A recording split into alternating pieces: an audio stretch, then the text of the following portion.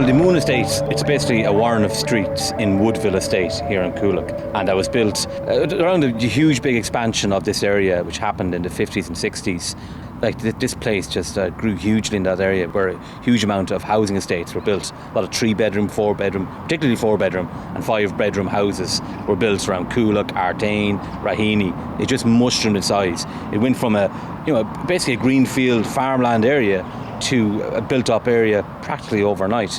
And one of the challenges was actually naming all of these estates. Just after the moon landing, shortly afterwards, people of Woodville Estate decided to name many of the streets in honour of the moon landing in July '69. You've got Apollo A after the Apollo mission. That all of the spacecraft that went to the moon were part of the Apollo program. Then you have Tranquility Grove. Sea of Tranquility is actually where first moon landing took place. You've got Eagle Park. Now, Eagle was the ship that took Neil Armstrong and Buzz Aldrin to the moon, and it parked on the moon.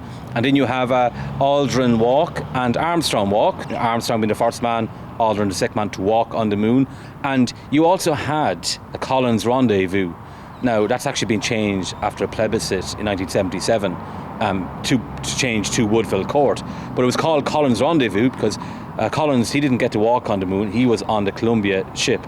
Aldrin and Armstrong rendezvoused with Collins once they'd finished walking on the moon. Like, it wasn't universal approval of the streets being named after the moon landing. Like, people did get slagged a bit. They're called Moonies and Spacers, and the Dublin Corporation decided in 1977, just about 6 or 7 years after the estate had been named, to rename them to more normal names. So all of the streets with moon landing names were up for grabs to be changed.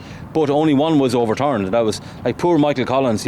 Not only did he have the indignity of not being able to walk on the moon, he also did not his name taken off the list of Woodville Estate, and that's now called Woodville Court.